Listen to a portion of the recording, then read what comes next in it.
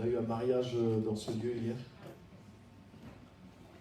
Donc ça a dû se terminer assez tard parce que moi je suis parti vers 2h du matin, c'était pas fini encore.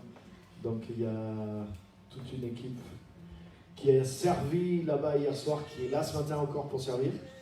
Mais je pense qu'il y a une partie aussi qui est hors service pour quelques heures, pour du repos bien mérité, et c'est normal. Donc on a Djibril, pour ceux qui connaissent bien Djibril de l'église, qui s'est marié hier avec Ina, sa petite fiancée de Paris. On a eu l'occasion de la voir et de la présenter. Donc ils se sont mariés devant les hommes et devant Dieu aussi hier. Donc c'est officiel. Et c'est validé. Alléluia. Donc que Dieu les bénisse vraiment, et quand vous les verrez, félicitez-les de tout votre cœur. Et ils ont fait un très très beau mariage. Amen.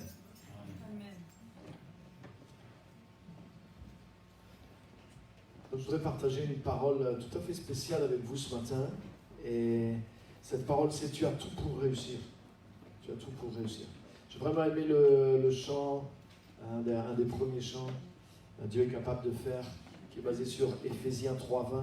À celui qui, par la puissance qui agit en nous, est capable de faire infiniment au-delà de tout ce que nous pensons, etc. Vous connaissez ce passage-là. Et ça rejoint vraiment ce message-là, c'est que nous avons tout pour réussir. En tant qu'enfants de Dieu, nous avons tout pour réussir.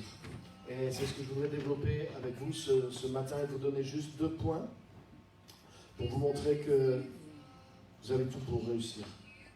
Alléluia. On va juste prier, si vous voulez bien, avant d'aller plus loin dans la parole de Dieu. Si vous êtes connectés aussi, vous pouvez partager en ligne via Facebook.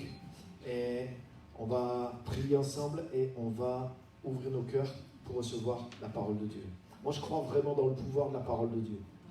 Il y a des gens qui croient trop dans le pouvoir de l'homme de Dieu, mais pas assez dans le pouvoir de la parole de Dieu. Là, il n'y a pas... En réalité, j'ai déjà enseigné sur ça, dans le Nouveau Testament, il n'y a pas d'homme de Dieu. Le concept de l'homme de Dieu n'est pas dans le Nouveau Testament. C'est un concept de l'Ancien Testament. Moïse, homme de Dieu. Josué, homme de Dieu. Mais dans le Nouveau Testament, la Bible dit que le plus petit peut être grand dans le royaume. Le plus petit dans le royaume de Dieu est plus grand que même les personnages de l'Ancienne Alliance. Alléluia. Amen. Et l'expression homme de Dieu, vous savez quelle est dans le Nouveau Testament? C'est Paul qui l'emploie pour son disciple Timothée. Et il dit: pour toi, homme de Dieu. Il l'encourage parce que Timothée est jeune, il est craintif, il est timide et il pense qu'il est petit. J'ai remarqué une chose, les amis, il y a des gens qui pensent être grands et ils sont petits. Il y a des gens qui pensent être petits, et c'est eux qui sont vraiment grands. Alléluia. Amen. Je voudrais te dire qu'en tant qu'enfant de Dieu, dans le royaume de Dieu, pas te poser la question: est-ce que je suis petit, est-ce que je suis grand? Le royaume dans lequel tu es est un grand royaume. Et le royaume dans lequel tu rentres en tant qu'enfant de Dieu a le pouvoir de rendre grand n'importe quelle personne qui s'y trouve. Alléluia. Dans l'Ancienne Alliance, oui, la grandeur des gens venait d'un choix spécial de Dieu. Donc il y avait un concept de l'homme de Dieu. Parce que Dieu mettait une onction sur certaines personnes. Donc ils étaient uniquement, eux, détenteurs d'un certain appel, d'une certaine onction, d'une capacité d'apprendre de Dieu et de transmettre de Dieu. Mais dans le Nouveau Testament, c'est fini. Aucun n'enseignera plus son frère en disant: connais le Seigneur, car tous me connaîtront, dit le Seigneur. Donc le concept de la Nouvelle Alliance, c'est justement que c'est ouvert.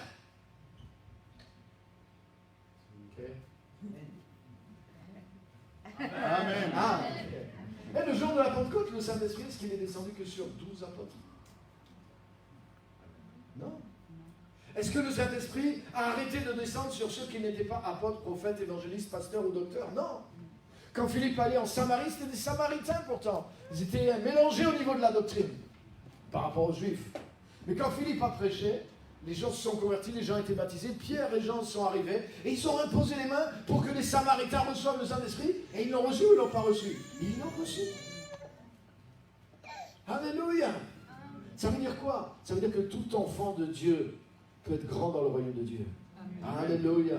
Donc si tu comprends les principes, et c'est une des choses que je vais partager ce matin, la parole de Dieu a le pouvoir de t'amener. Si tu captes ce qui est écrit simplement, si tu prends ce qui est pour toi, tu as le pouvoir de devenir grand. Tu as le pouvoir de tout réussir en Jésus-Christ. Je peux tout par celui qui me fortifie. Amen. Amen. Alléluia. On va juste prier. Seigneur, je te remercie pour ta parole. Je te remercie parce que tu es un Dieu vrai, un Dieu vivant. Je te remercie parce que tu n'es pas un Dieu petit, malgré que tu sois un Dieu humble, un Dieu qui est discret, un Dieu qui travaille comme dans l'ombre, parce que tu veux voir les cœurs, tu veux voir les gens se tourner vers toi. Tu ne t'imposes pas, mais Seigneur, tu es un Dieu de grandeur, un Dieu de majesté, un Dieu de puissance, de justice. Et je te remercie pour qui tu es. Et je te remercie pour le peuple que tu appelles, le peuple que tu choisis. Seigneur, et l'œuvre que tu veux faire au travers de nous. Seigneur, ouvre nos cœurs à ta parole ce matin. Aide-nous à saisir vraiment la vérité telle qu'elle est, pour que nous puissions nous appuyer sur elle, qu'elle nous libère et que nous puissions grandir réellement dans tes voies. Au nom puissant de Jésus-Christ. Amen. Amen. Et Amen. Amen. Donc le thème de mon message, c'est « Tu as tout pour ?» Amen. Ils suivent au milieu là. Alléluia. Et je voudrais vous donner juste deux choses, 2 points au travers desquels on peut réussir. La première des choses, c'est toute simple. C'est nous pouvons réussir par la personne de Jésus-Christ, au travers de la personne de Jésus. Et je voudrais lire quelques passages. Le premier dans 2 Pierre, chapitre 1, verset 3.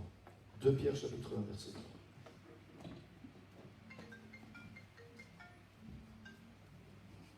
Au nom de Jésus, esprit de portable, je te réduis au silence.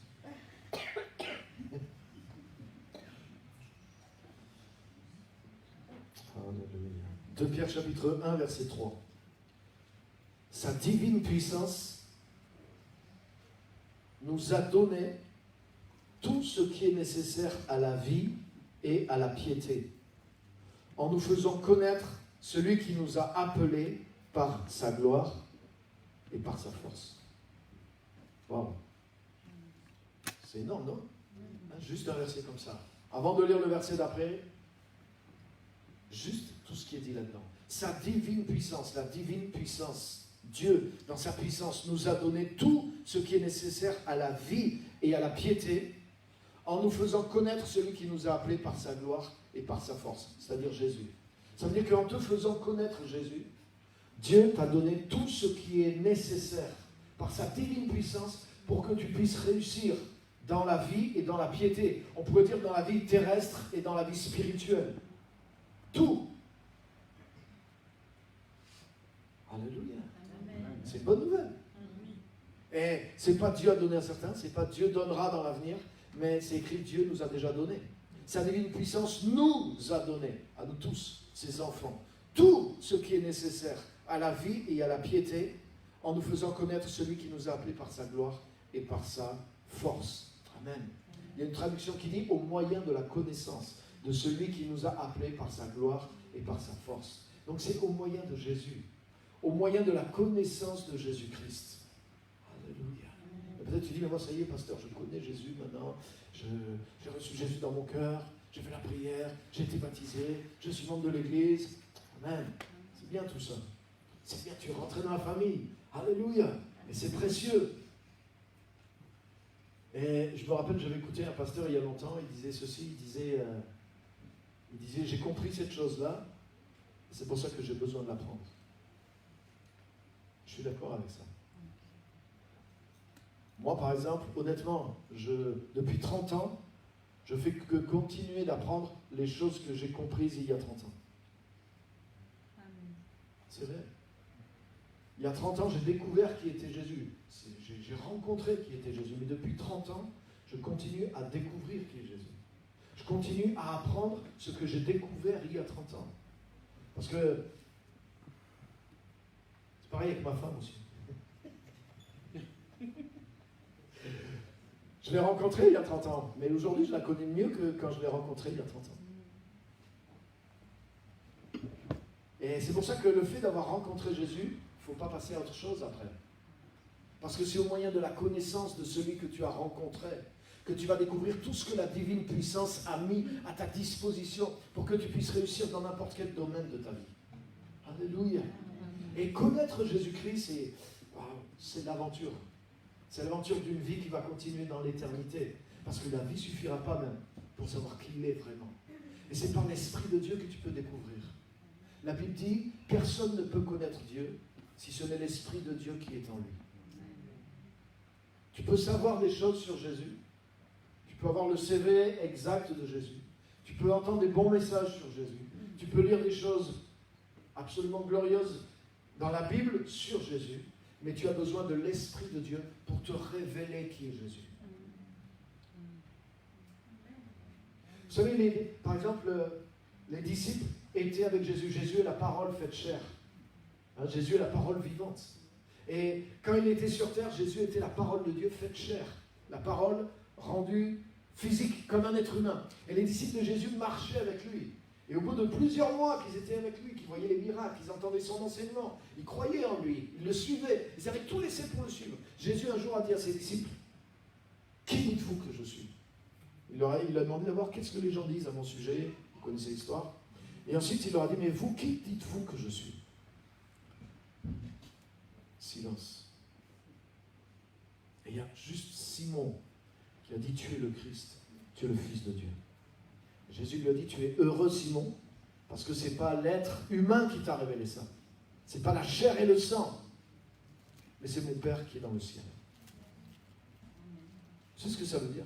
Ça veut dire que 12 personnes qui vivaient H24 avec Jésus, qui croyaient en lui, qui avaient tout laissé pour le suivre, qui voyaient les miracles, qui eux-mêmes, des miracles commençaient de se faire au travers de leurs propres mains. Ils étaient avec Jésus, mais sur les 12, il y en a un seul qui savait réellement qui était Jésus. C'est pas bizarre? C'est bizarre. Et c'est parce que l'Esprit de Dieu lui avait montré. Par révélation. Ça veut dire que tu peux fréquenter, quelque part tu peux fréquenter Jésus. Jésus peut être quelqu'un que tu connais, que tu as rencontré. Tu peux fréquenter des chrétiens, tu peux fréquenter une bonne église dans laquelle il y a Jésus, tu peux fréquenter des bons messages dans lesquels Jésus est prêché. Mais tu as besoin, toi, d'une relation personnelle avec Dieu. Tu as besoin d'être un chercheur de Dieu. Tu as besoin d'être un passionné de Dieu. Parce que l'Esprit de Dieu veut te révéler qui est Jésus. Et crois-moi, avoir connu que Jésus est ton sauveur, c'est juste l'ABC de la vie chrétienne. Alléluia. Avoir compris que Jésus est Seigneur, c'est juste l'ABC de la vie chrétienne.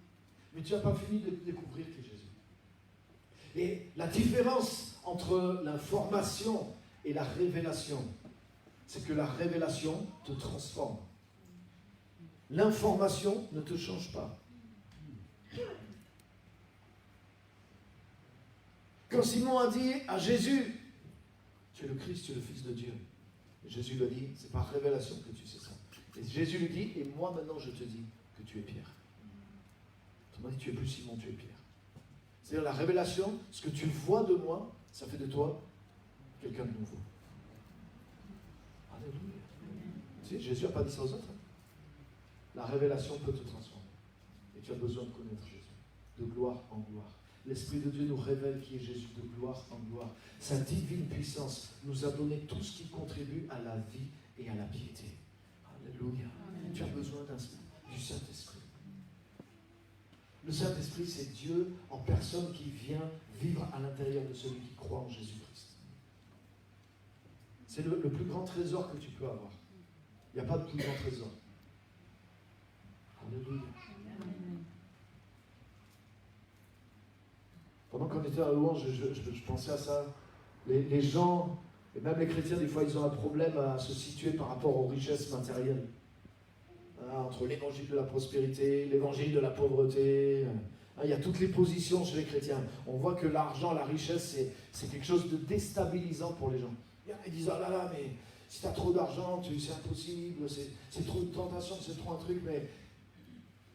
J'aimerais vraiment cette pensée pendant la louange. Si on a un problème avec l'argent, mais c'est parce qu'on ne comprend pas la valeur de ce qu'est Dieu.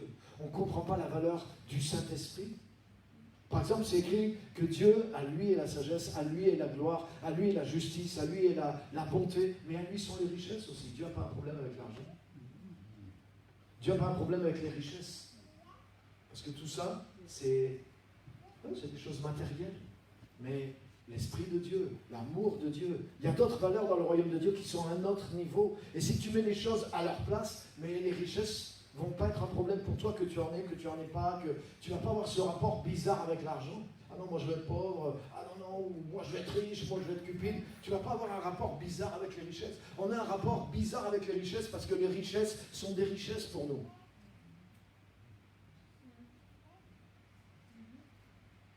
Alléluia. Tu connais la parabole des talents? Le maître qui représente Dieu, il donne des talents à 3 de ses serviteurs. Vous connaissez cette histoire? J'ai fait le calcul avec certaines notes qu'il y a, la parabole des talents. Ça fait à peu près 960 000 € que le maître il distribue à ses 3 serviteurs. Pratiquement 1 million d'euros. Et tu sais quoi? Dans la traduction littérale d'Arby, ce n'est pas des serviteurs, c'est des esclaves. Est-ce que tu as déjà vu un maître qui prend 1 million d'euros, il coupe ça entre 3 de ses esclaves et il s'en va? Moi, si j'étais un esclave, j'appellerais les autres, il est parti. C'est bon, il est loin. Vous êtes sûr qu'il est parti? Je prends mon demi-million et je disparais.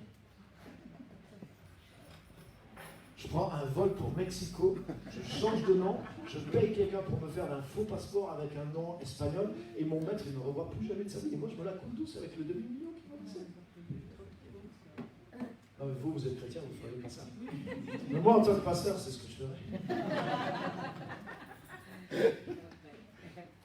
Je blague. Ils vont dire, oulala,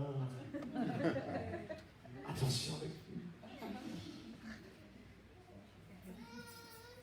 Alléluia. Et tu sais qu'est-ce qu'il a fait, le maître? Il les a testés. Il les avait formés. Il leur avait appris c'est quoi les vraies richesses.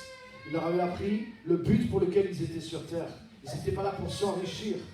Ils étaient là pour servir avec les richesses qu'ils avaient. Et le maître a fait un test sur eux. Et c'est volontairement qu'il est parti. Il leur a remis une part de ses biens et il est parti. Mais c'est le test suprême. Ce que tu fais pendant qu'on te regarde, c'est une chose. Mais ce que tu fais pendant qu'on ne te regarde pas, c'est là la vérité qui est sur ton homme. Et c'est pour ça que le maître les a formés.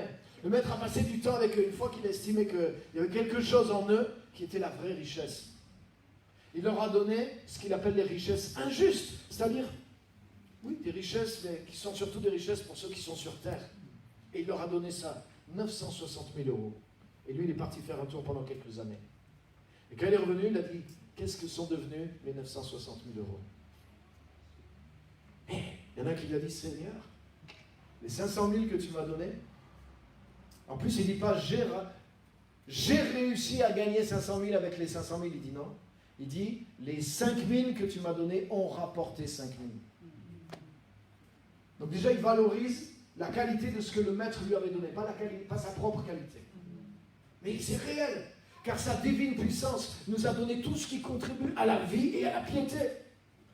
La valeur de ce que Dieu a mis en toi, c'est fait pour prospérer. C'est fait pour multiplier. La valeur de l'Esprit de Dieu qui est en toi, la valeur de la vie divine qui est en toi, c'est fait pour multiplier, c'est fait pour porter des fruits, c'est fait pour atteindre d'autres, c'est pas fait pour t'enrichir.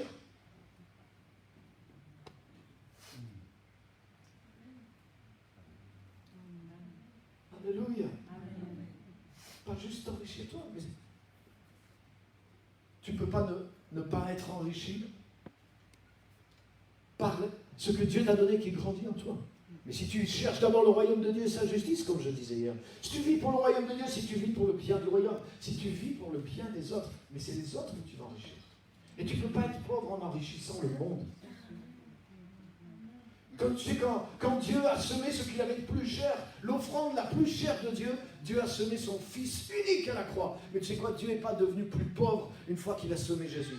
Une fois qu'il a semé Jésus, il a récolté une multitude de fils et de filles qui sont les descendants, qui ont été produits au travers de cette semence. Et Dieu veut nous apprendre ce principe-là. Les richesses du royaume, ce n'est pas pour nous enrichir avec cupidité et égoïstement, même si elles ont le pouvoir de nous amener la richesse matérielle, parce que c'est facile pour Dieu. Mais les richesses matérielles sont comme les moindres des richesses du royaume de Dieu. Et Dieu voudrait nous montrer le décalage qu'il y a entre ce que lui appelle richesse et ce que nous appelons richesse.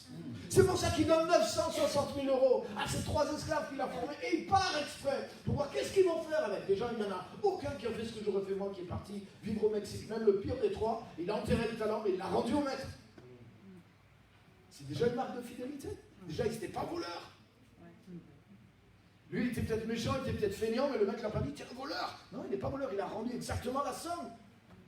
Alléluia. Déjà, même tous les chrétiens réussissent pas ce test, je suis désolé. C'est triste à dire. Normalement, chrétien et voleur, ça ne va pas ensemble. Je passe là-dessus. Mais tu sais qu'est-ce qui m'a bluffé le plus là dans la parabole? Parce que quand le maître revient, qu'est-ce que tu as fait? Seigneur, les 500 000 que tu m'as donnés ont rapporté 500 000, la valeur de ce que le maître leur a mis. Le deuxième dit, Seigneur, les 300 000 que tu m'as donnés, ils ont rapporté aussi 300 000. C'est bien, bon et fidèle serviteur. Et tu sais ce que dit le maître? Il dit, tu as été fidèle en peu de choses. Attends. 1 million?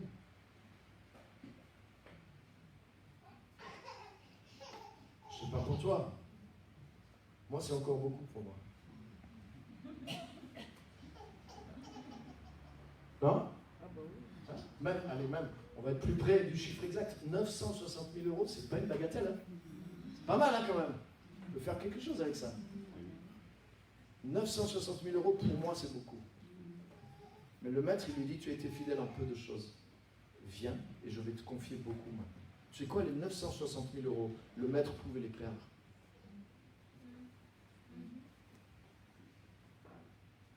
C'est juste un test qu'il a fait avec eux.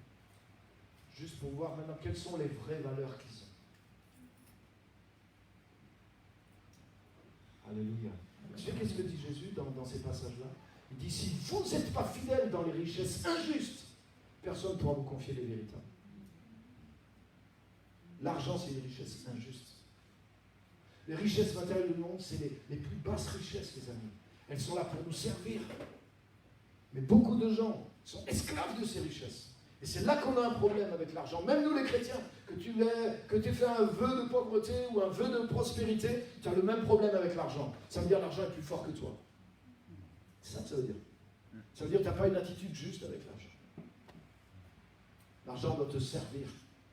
Il doit servir, et toi tu dois servir Dieu. Que tu aies 10 euros en poche, ou que tu aies 10 millions d'euros en poche, ça ne doit rien changer.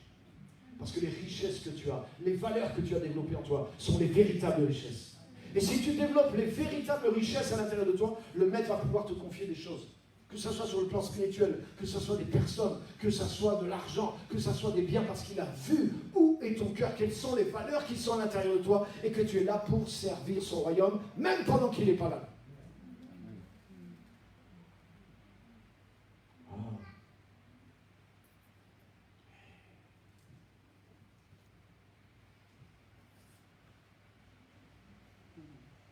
Je vous laisse digérer ça.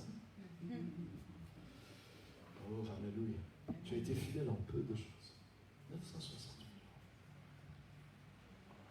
Sur le maître, même s'ils avaient tout perdu, tout gaspillé, c'est rien.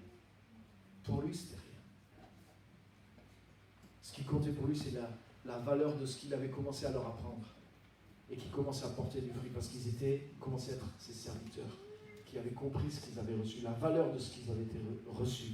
Et ils étaient en train de le faire valoir et de le faire fructifier. Alléluia. Alléluia. La connaissance de Jésus-Christ, c'est la première des choses. La première des choses avec laquelle tu peux réussir. Et si tu connais Jésus-Christ, le passage qu'on a lu là, de Pierre chapitre 1 verset 3, car sa divine puissance nous a donné tout ce qui contribue à la vie et à la piété, au moyen de la connaissance de celui qui nous a appelés, par sa propre gloire et par sa propre force. Vous savez comment ça continue? Ça dit, c'est pourquoi faites tous vos efforts pour ajouter à votre foi la connaissance, à votre connaissance la vertu, à votre vertu l'amour fraternel, à l'amour fraternel l'amour, car si ces choses sont en vous et qu'elles y abondent, elles ne vous laisseront pas sans fruit, ni stérile pour la connaissance de notre Seigneur Jésus-Christ. Mais tu sais ce qu'il est dit? Mais celui dans lequel ces choses ne sont pas, Il est comme un myope, il est comme un aveugle. Il a mis en oubli la purification de ses anciens péchés. Vous savez ce que ça veut dire?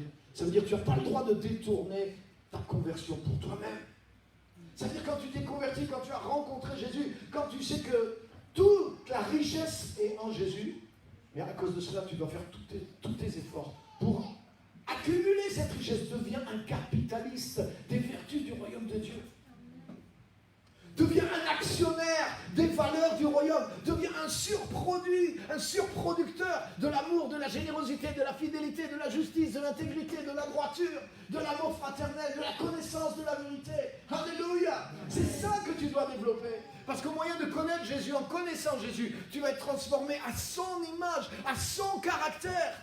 Et c'est là que la richesse, elle commence véritablement. Alléluia! Dieu nous a donné tout ce qui contribue à la vie et à la piété, non pas en nous envoyant un compte bancaire,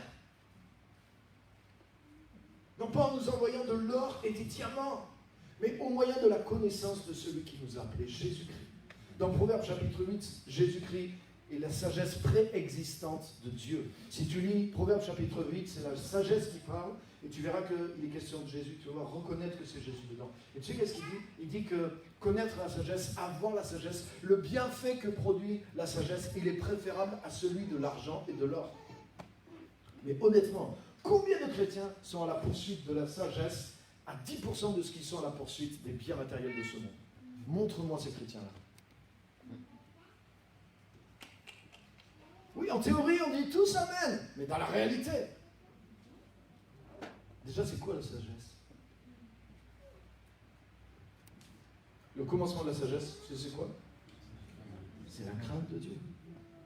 C'est-à-dire le respect de Dieu. La peur de désobéir à Dieu. Avoir compris que désobéir à Dieu, c'est toujours à ton détriment. C'est le commencement de la sagesse. C'est le commencement de la sagesse. Une fois des chrétiens viennent me voir, c'est bien, est-ce que j'ai le droit de faire ça?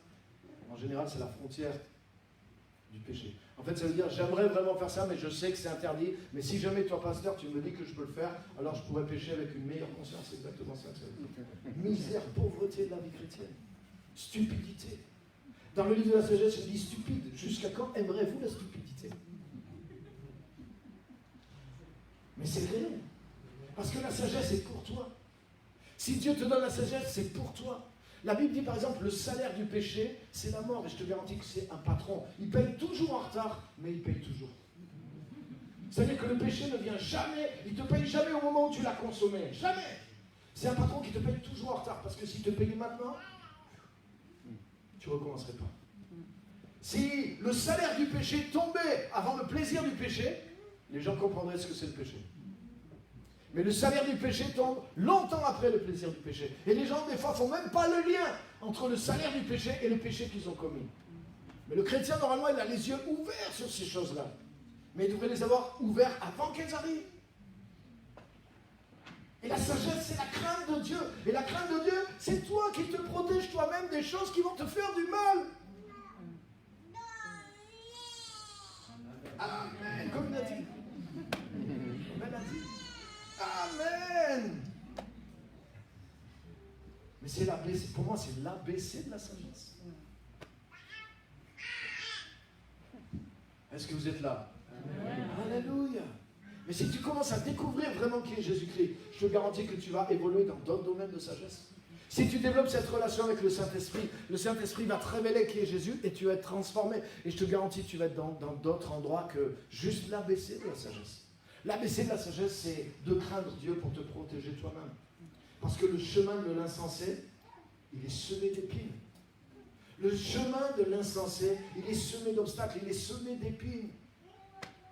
Tu ne peux pas t'en sortir avec les choses qui ne sont pas du royaume de Dieu. Le monde est fait, le monde a été fait par Dieu, le monde a été fait pour Dieu, le monde repose sur les valeurs de Dieu. Quelqu'un qui vit dans l'injustice, quelqu'un qui vit dans le mensonge, quelqu'un qui est tordu, ne peut pas s'en sortir dans ce monde. Il peut s'en sortir un moment, il peut tromper les autres, mais ça ne peut pas marcher longtemps et ça ne marchera pas jusque dans l'éternité. Le monde est fait sur des principes de justice et d'équité, parce qu'il est fait sur un Dieu de justice, de vérité, de droiture et d'équité. Et si tu développes ces choses-là dans ta vie et que tu vis avec ces choses-là, il y a des choses qui sont faites pour te répandre dans le monde, dans la création que Dieu a faite. Et à plus forte raison dans le royaume de Dieu. C'est pour ça que le maître, il était capable de laisser 960 000 € à 3 personnes qui étaient normalement des esclaves, mais des esclaves que le maître avait formés. Est-ce que tu as déjà vu un maître qui laisse 960 000 € à des esclaves? Moi, je préfère être esclave de ce maître que d'être employé de beaucoup d'autres patrons qui sont sur terre.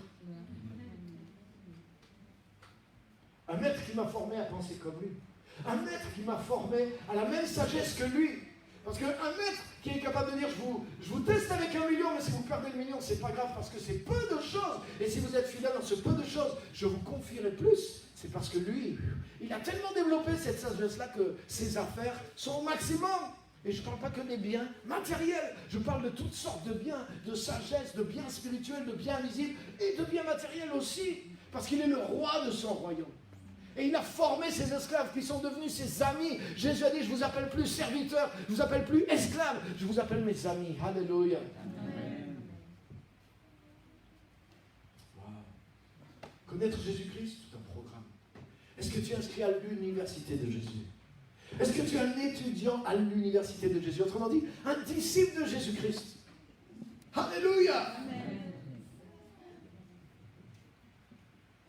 Moi, mon titre honorifique, je veux un D dans mon dos. Je veux un A et un D. Le A pour dire je suis un apprenti. Et le D pour dire je suis un disciple de Jésus-Christ. Je sais que les gens sont très respectueux, ils m'appellent pasteur. Il y en a beaucoup qui aiment bien, qui sont à la chasse au titre.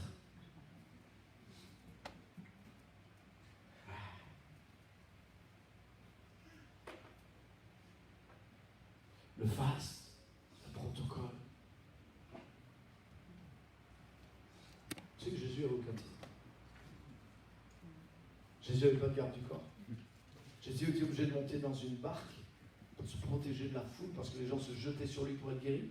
Donc il voulait les guérir, mais il voulait les enseigner aussi. Donc il montait sur la barque pour se protéger de la foule. Il n'avait pas de garde du corps. Il n'avait pas une voiture blindée. Il n'arrivait pas habillé d'une telle manière que tu dis, oh, lui, c'est quelqu'un d'important. Mais quand tu ressortais de sa présence, tu pensais que toi, tu étais quelqu'un d'important. Parce que tu avais découvert que la richesse de Dieu, elle pouvait être aussi en toi et qu'elle était aussi en toi. Des gens qui pensent être grands mais qui sont petits. Il y a des gens qui veulent qu'on les prenne pour étant grands, mais ils sont petits.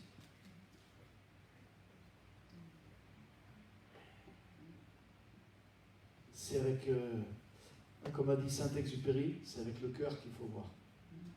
Parce que le plus important n'est pas visible pour les yeux. Ce qui est vraiment grand ne se voit pas avec les yeux.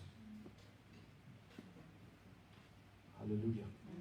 Mais si tu vis pour ces choses-là, si tu vis avec les valeurs de Christ à l'intérieur de toi, tu vas commencer à voir avec les choses qui se développent à l'intérieur de toi. Si tu développes ces valeurs à l'intérieur de toi, tu vas commencer à voir au travers de ces choses-là. Tu vas reconnaître chez les autres et autour de toi les choses qui ont grandi à l'intérieur de toi. Alléluia. Alléluia. Moi, je veux que tu sois un disciple de Jésus-Christ. Alléluia. N'importe qui peut être grand dans le royaume de Dieu. Dieu nous a donné tout ce qui contribue à la vie, à la piété, au moyen de la connaissance de celui qui nous a appelés. Alléluia. Dans Jean chapitre 15, verset 1, Jésus dit ceci. Il dit, je suis le cep, vous êtes les sarments, le pied de la vigne. Et vous, vous êtes les sarments, et c'est vous qui allez porter le fruit. Et il y a une traduction qui dit, Jésus dit, je suis le vrai cep. Je suis le vrai cep, et vous êtes les sarments. Donc si Jésus dit, je suis le vrai cep, ça veut dire qu'il y a des faux. Le vrai cep, ça veut dire, je suis la seule vraie source avec laquelle vous êtes capable de produire des fruits d'une telle nature. Alléluia. Et Jésus dit, vous ne pouvez porter aucun fruit si vous ne demeurez attaché à moi. C'est pour ça que tu ne peux pas t'attacher à un homme. Tu ne peux pas t'attacher au concept de l'homme de Dieu, de la femme de Dieu. Tu ne peux pas t'attacher à une personne. La seule personne que Dieu a prévue, à laquelle tu sois attaché, c'est Jésus-Christ.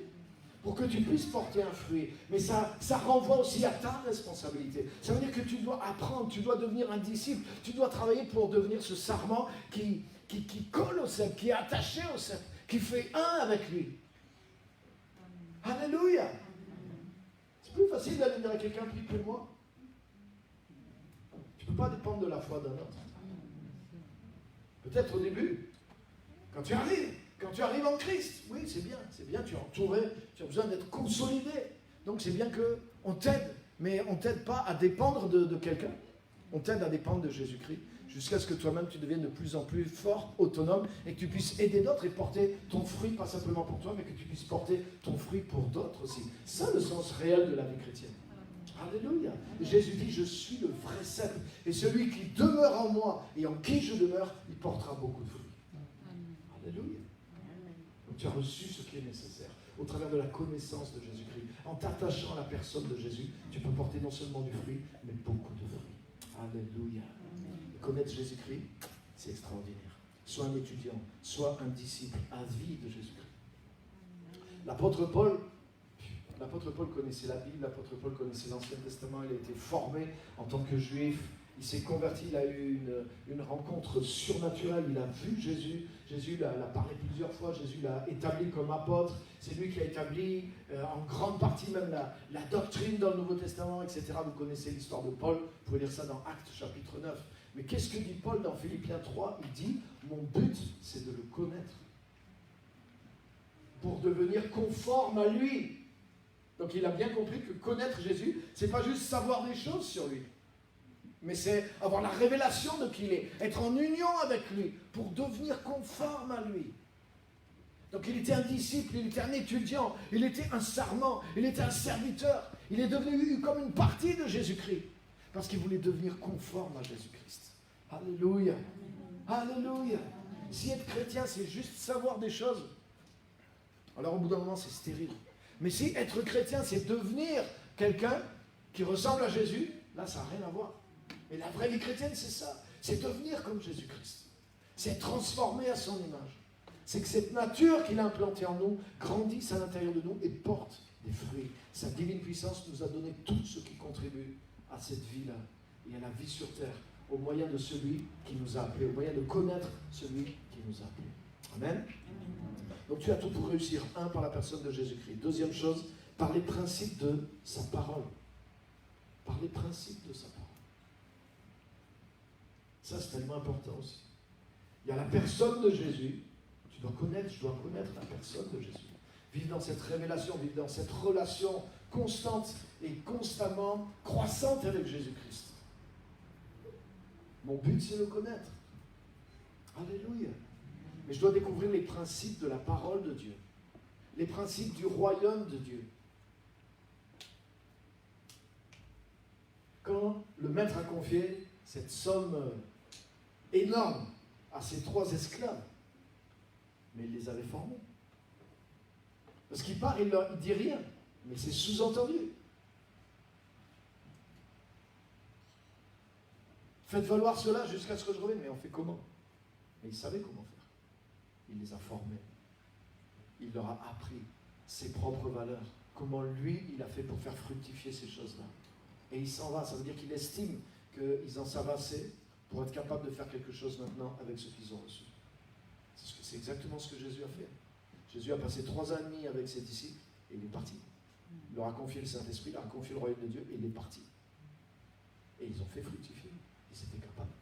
Ça veut dire que tu n'as pas besoin d'être chrétien pendant toute ta vie pour être capable de faire quelque chose de valable pour Jésus-Christ. Tu dois commencer à croire dans ce qui est en toi. Tu dois commencer à utiliser ce qui est en toi. Mais tu dois croire non seulement dans la personne, mais tu dois croire dans les principes et tu dois découvrir et appliquer les principes du royaume de Dieu. Jésus a enseigné sur les principes du royaume de Dieu. Un principe, c'est comme une loi. C'est comme quelque chose qui se reproduit immanquablement dans n'importe quel endroit, avec n'importe qui. Par exemple, Jésus a dit, quiconque s'élève sera abaissé, mais quiconque s'abaisse sera élevé. Ça, c'est un principe du royaume de Dieu. Ça veut dire que ça marche dans n'importe quel endroit, pour n'importe quelle personne. Quiconque s'élève sera abaissé. Personne ne peut tricher par rapport à ça. La Bible dit, Dieu résiste aux orgueilleux, mais il fait grâce aux humbles. Humiliez-vous donc sous la puissante main de Dieu, afin qu'il vous élève au temps convenable. Personne ne peut déroger à ce principe-là, le principe de l'humilité. L'humilité précède la gloire, c'est écrit. Alléluia. Il y a une traduction qui dit, avant d'être élevé, il faut savoir être humble. Le nom qui est au-dessus de tout nom, c'est quel nom? Mais le nom qui est au-dessus de tout nom a été donné à Jésus après qu'il soit allé jusqu'au plus bas de la croix. Philippiens chapitre 2. Il est devenu un homme. Et il s'est abaissé en tant qu'homme jusqu'à mourir sur une croix. C'est pourquoi Dieu lui a donné le nom qui est au-dessus de tout nom. Afin qu'au nom de Jésus, tout genou fléchisse. Celui qui est... Dans le royaume de Dieu, les choses sont carrées. Il n'y a personne qui rentre parce qu'il connaît un copain. Il n'y a personne qui rentre dans ce gouvernement-là parce que... Ni même parce qu'il a fait des bonnes études, ni même parce qu'il a beaucoup d'argent, ni même parce qu'il a un nom, parce qu'il a une situation. Tu rentres que si tu as les valeurs conformes au royaume de Dieu. Et celui qui gouverne le plus, celui qui est au plus haut dans ce royaume, celui qui a été fait Seigneur dans ce royaume, c'est celui qui est le plus haut, c'est celui qui a été capable d'aller au plus bas. C'est Jésus. Il s'est abaissé pour sauver des pécheurs. Il a été jusqu'à la mort de la croix. C'est pourquoi Dieu lui a donné le nom qui est au-dessus de tout nom. Donc tu vois les principes du royaume de Dieu, Dieu est le premier à les appliquer lui-même. C'est lui qui a décrété que tu ne peux pas être élevé sans t'abaisser. Et son propre fils est passé par là. Dieu n'a pas court-circuité Jésus. Dieu ne l'a pas pistonné parce que c'était son fils. Il ne lui a pas dit, ah t'es mon fils, alors je vais t'installer dans le royaume. Il aurait pu le faire dans l'éternité. Mais il l'a envoyé sur terre. Et Jésus a démontré son humilité. Jésus a démontré l'amour qu'il avait pour le Père. Et c'est ce qu'il a dit avant d'aller à la croix. Rappelez-vous, il a dit, il faut que le monde voie que j'aime le Père et que j'agis conformément à ce qui m'a été donné. Il a été le serviteur de son propre Père. Il s'est humilié jusqu'à la mort de la croix. Et c'est pour ça que tout le monde dans le ciel dit à l'agneau, il est digne de recevoir.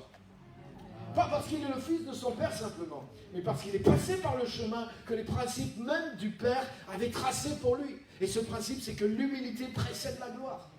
Alléluia! Ça veut dire que si tu sais être humble, si tu cultives l'humilité, Dieu t'élèvera. Alléluia! Essaye pas de court-circuiter. Essaye pas de raccourcir le processus.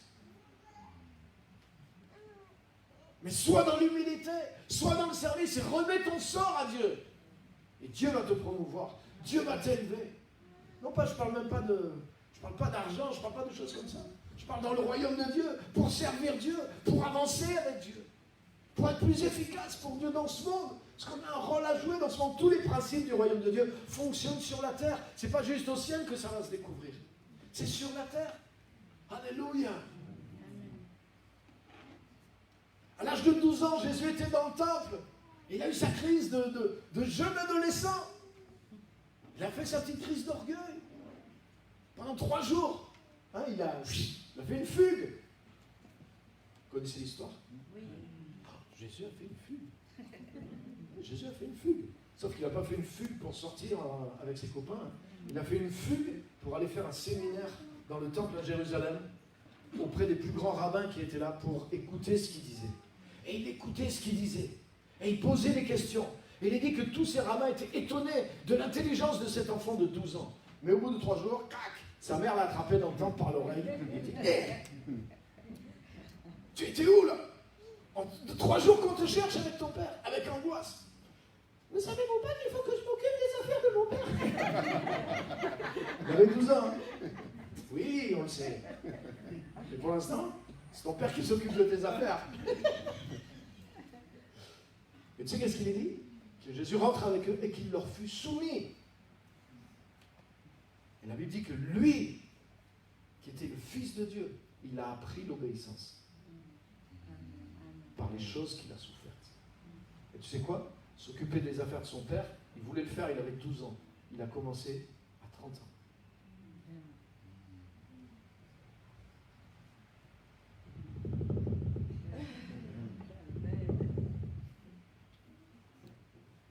Ça, j'appelle ça développer la patience.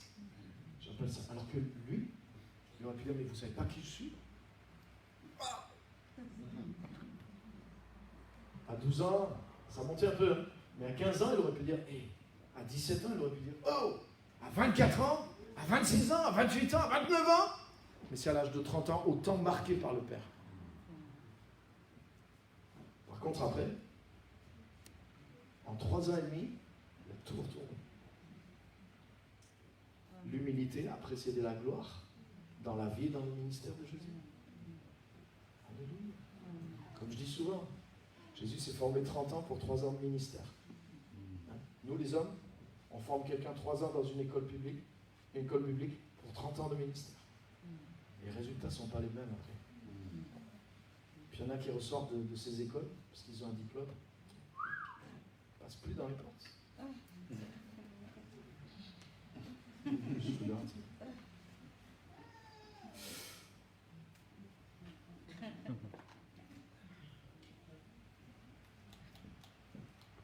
Dieu va te laisser dégonfler si tu es comme ça. Parce que c'est des principes. Si tu as un but de toi-même, tu ne peux rien faire pour le royaume de Dieu. Tu as beau penser que tu peux avoir une influence sur des gens, les gens peuvent être impressionnés par ton diplôme, mais en réalité, dans l'invisible, si tu as les yeux pour voir ce qui se passe réellement, si tu peux voir comme Dieu voit, tu vois que c'est rien. Il n'y a rien. Alléluia. C'est pour ça qu'avec Dieu, tu es dans le vrai. Tu ne peux pas être disqualifié. Si tu connais les principes du royaume de Dieu, tu peux te qualifier. Tu peux te qualifier par l'humilité. Tu peux te qualifier par le service. Tu peux te qualifier par l'amour de Dieu. Tu peux te qualifier par ta relation avec Dieu. Mais tu dois apprendre les principes du royaume de Dieu. Alléluia. Alléluia. C'est pour ça que tu ne dois pas dépendre d'une personne, mais tu dois dépendre de ta relation avec Jésus-Christ et de ta relation avec la parole de Dieu. Josué chapitre 1, verset 8. C'est un classique. Que ce livre de la loi, la parole, que ce livre de la loi ne s'éloigne pas de ta bouche, c'est écrit. Ça peut vouloir dire plusieurs choses. Ça veut dire mange-le, mais ça veut dire parle-le aussi, partage-le, prêche-le, mange-le, il ne doit pas s'éloigner de ta bouche. Il dit mais médite-le jour et nuit, murmure-le jour et nuit, parle-le, médite-le, remplis-toi de cette parole jour et nuit, pour agir fidèlement selon tout ce qui est écrit. Ne t'en détourne ni à droite, ni à gauche, car c'est comme ça que tu réussiras dans tout ce que tu entreprendras. Amen. Alléluia. Amen. Donc il y a la personne de Jésus, mais il y a les principes de la parole. Tu ne peux pas juste dire, je suis chrétien maintenant, Dieu va tout faire. Non. Tu dois utiliser les principes du royaume de Dieu. Parce que tu ne peux pas réussir avec les principes du monde en étant chrétien sur la terre. Tu ne peux pas réussir la vie chrétienne avec les principes du monde. Tu ne peux pas réussir en tant qu'enfant de Dieu sur terre. Réussir en tant qu'enfant de Dieu sur terre, ça ne veut pas dire la même chose que réussir comme les gens du monde. Les gens du monde, ils peuvent réussir sur terre, ils pensent que... Vous vous rappelez, dans la Bible, il y a un gars comme ça, il pensait avoir réussi. Ça y est, j'ai rempli mes greniers. Super, j'ai 18 comptes en banque. Ouais, ils sont tous pleins à craquer. Mon argent est en train de faire des petits. C'est ce qu'il disait. Il disait, maintenant mon âme. Il parlait à son âme. Il parle de la partie spirituelle de lui-même. Et là, il est dans l'erreur. Tu vois qu'il a bâti toute sa vie, toute la philosophie de sa vie est bâtie sur l'erreur. Mon âme, tu as des biens en abondance pour plusieurs années. Repose-toi et réjouis-toi. Il a pensé qu'en accumulant les richesses de la terre, son âme allait être contente. Ça veut dire que jusque-là, il s'est privé de joie pendant toute sa vie pour arriver à ce moment-là. Et là, il se dit, ça y est, je fais comme tout ce qu'on me dit de faire, tout ce que les grands magazines disent, tout ce que les films disent, tout ce qu'on m'a mis plein la vie pendant toute ma vie. J'ai plein d'argent sur des comptes, donc maintenant je vais pouvoir relâcher le travail, je vais pouvoir profiter de la vie. Mon âme, tu as des biens en réserve, mais ton âme ne peut pas se nourrir d'argent.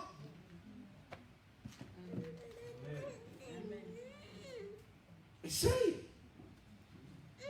Par où tu les fais passer? Si tu manges tes billets avec ta bouche, ils vont dans ton estomac, ils repartent direct dans les toilettes, mais ils ne vont pas dans ton âme.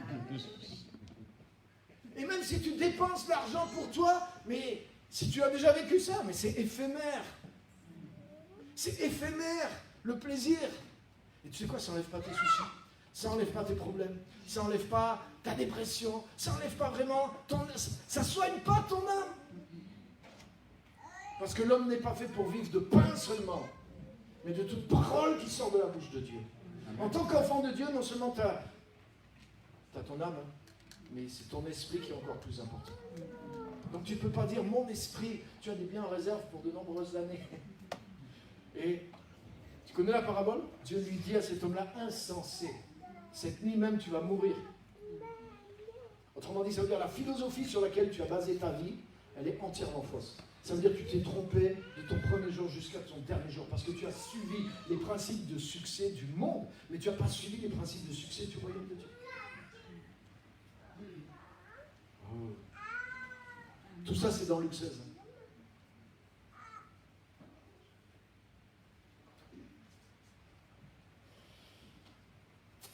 Yes.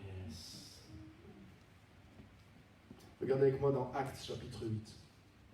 Je vais terminer avec ça. Actes chapitre 8, à partir du verset 5, version NBS. Je ne sais pas si tu as cette version-là. Nouvelle Bible seconde. Moi je l'ai. Je vais vous la lire. Actes des Apôtres chapitre 8, verset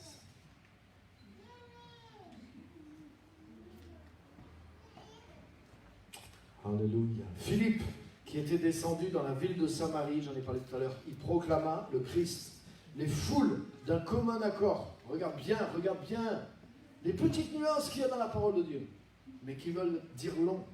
Les foules d'un commun accord s'attachaient à ce que disait Philippe, en apprenant et en voyant les signes qu'il produisait. C'est fort. Ça veut dire que déjà les choses sont produites par nous. Quand tu développes les choses, quand tu développes la relation avec Dieu, les choses se produisent par toi. C'est-à-dire que Dieu n'agit pas que de l'extérieur. Dieu va agir au travers de toi. J'ai prêché ça lundi avec les leaders qui étaient là. Jean 15. Jésus dit, voici comment la gloire de mon Père va se manifester quand vous portez beaucoup de fruits. Ça veut dire la gloire de Dieu, elle ne se manifeste pas juste quand Dieu répond à tes prières, mais elle se manifeste au travers des fruits que tu portes. Le fait que tu développes Christ, le fait que tu développes les principes de la parole de Dieu, c'est au travers de toi que les choses vont arriver. Les choses auxquelles tu aspires, les choses que tu veux voir Dieu faire dans ta vie, c'est au travers de toi que Dieu a prévu qu'elles arrivent. Mais c'est pour ça que tu dois développer la relation avec Christ, tu dois développer les principes du royaume de Dieu, parce que tu es un sarment attaché au cep. Il n'y a aucun cep qui porte, il n'y a aucun raisin qui pousse sur les ceps.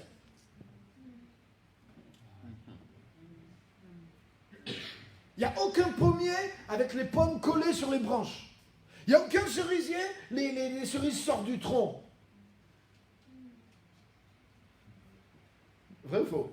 Non, il y a des branches d'abord. Et c'est sur les branches qu'il y a les fruits. Jésus a dit, vous êtes la branche. Moi, je suis le tronc.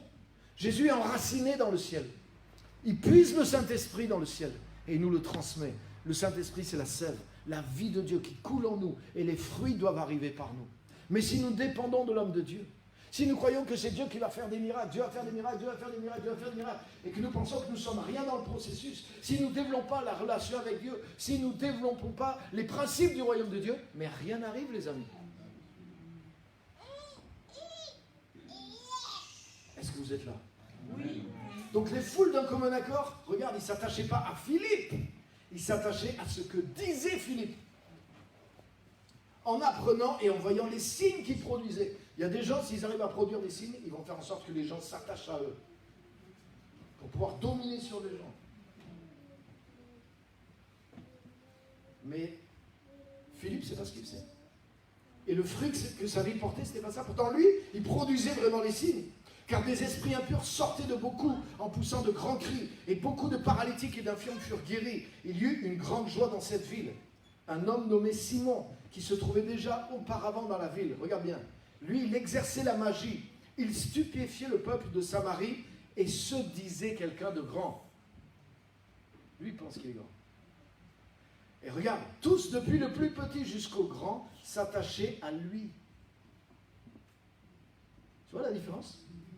C'est ce que ça veut dire? Honnêtement, hein, ça veut dire que si les gens, peu importe le message qu'ils prêchent, hein, mais si les signes, les choses qu'ils produisent, ils attachent les gens à eux, c'est diabolique.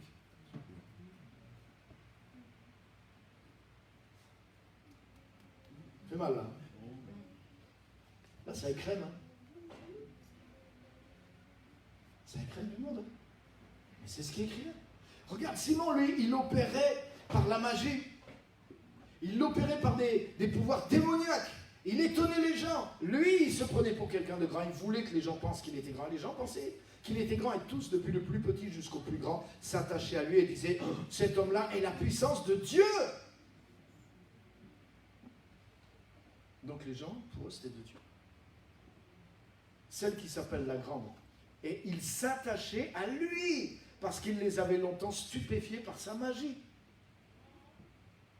Mais quand ils eurent cru Philippe, qui leur annonçait quoi? La bonne nouvelle du règne de Dieu et du nom de Jésus-Christ, ils reçurent le baptême, hommes et femmes.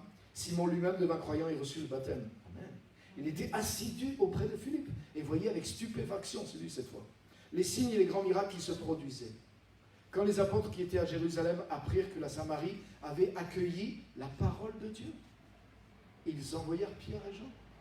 Donc, tu vois, qu'est-ce qu'il y a? Philippe est venu. Philippe faisait des signes, des prodiges. Même le magicien, il était étonné par la puissance que démontrait. Mais tu as vu, les résultats sont différents. Les gens ne s'attachaient pas à Philippe.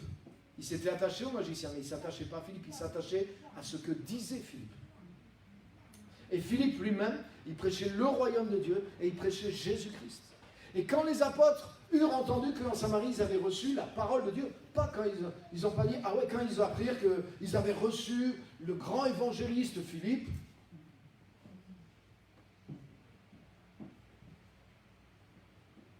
et les amis, il y a tout un truc qu'il faut démystifier. Il y a tout un truc qui existe aujourd'hui dans le monde chrétien qui est faux. Qui est faux. Et ce qui est vrai, n'importe qui, on est appelé à le vivre. Alléluia. Donc ne pense pas que tu es petit. Ne pense pas que tu es petit. Parce que tu as les clés du royaume de Dieu. Les clés du royaume de Dieu, c'est connaître Jésus. Et c'est connaître les principes de la parole de Dieu. Et si tu les appliques, tu réussiras. Si tu les appliques, tu deviendras grand dans le royaume de Dieu. Parce que le royaume de Dieu ne fait pas d'acception de personne. Tu n'as pas besoin d'être loin comme ce que tu veux. La Bible dit qu'on a tous reçu l'onction, il y en a tous de la connaissance. Mais tous appelés à devenir comme Jésus-Christ. Moi, ça me suffit comme ministère. Si je peux devenir comme Jésus, ça me suffit. Alléluia. Amen. On va se lever, on va terminer par la prière. Merci beaucoup.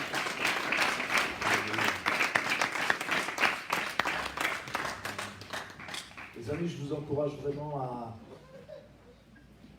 trier ce que vous écoutez. Aujourd'hui, on a accès à beaucoup de choses, c'est super, mais il y a à boire et à manger. Et c'est la répétition de la vérité qui t'amène dans une certaine liberté. Si tu commences à... si tu écoutais une fois Simon, le magicien, une fois Philippe, une fois Simon, une fois Philippe, tu ne vas pas réussir. Mais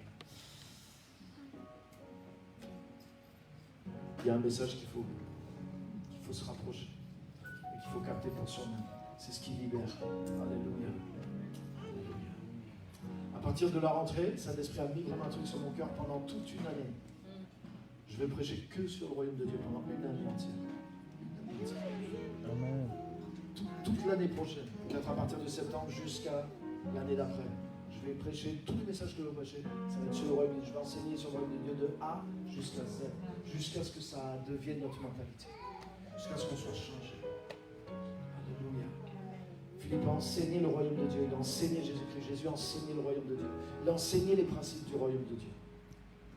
Et les disciples qui sont sortis de là, c'était des bons. Ils ont fait le travail. Et c'est grâce à eux qu'on est là. Si on lève des gens comme ça, Dieu va faire le travail encore aujourd'hui. Alléluia. Et d'autres seront là grâce à nous aussi. Et c'est ce qu'on veut, produire cette richesse. Seigneur, merci pour ta parole. Merci pour ta personne. Merci parce que nous pouvons réussir toutes ces choses. Et je te remercie dans le nom de Jésus. Merci de nous imprégner de ces choses. Aide-nous à rester à côté de toi. Et de devenir des étudiants, devenir des disciples nous-mêmes assidus de ta parole. Aide-nous à ne pas nous tromper dans ce qui ressemble, dans ce qui a le goût, la couleur, mais qui n'est pas tout à fait exact et qui, au fond, peut être vraiment loin de ce que tu veux. Seigneur, je te remercie et je te remercie de ce que nous avons tout dans ta personne et dans ta parole pour réussir. Nous avons tout pour réussir. Tu nous as plantés, tous tes enfants sont membres de ton royaume, ont l'Esprit de Dieu en eux, ont les principes de la parole, ont la semence de grandeur à l'intérieur d'eux et sont capables d'influencer le monde pour Jésus-Christ. Chacun de nous, nous sommes le sel de la terre et la lumière du monde et nous devons développer ces qualités en nous jusqu'à ce qu'elles grandissent et qu'elles impriment ton royaume dans ce monde. Seigneur, je te remercie pour cela et je te remercie de ce que tu es en train de lever, un peuple puissant qui va te servir, un peuple humble aux yeux des hommes, mais puissant à tes yeux, pour te servir efficacement et porter ton fruit au nom de Jésus. Amen. Merci Seigneur. Bénis cette église, bénis ces personnes, au nom de Jésus-Christ. Amen et Amen. Que Dieu vous bénisse. Merci à tous. Alléluia. Juste quelques annonces.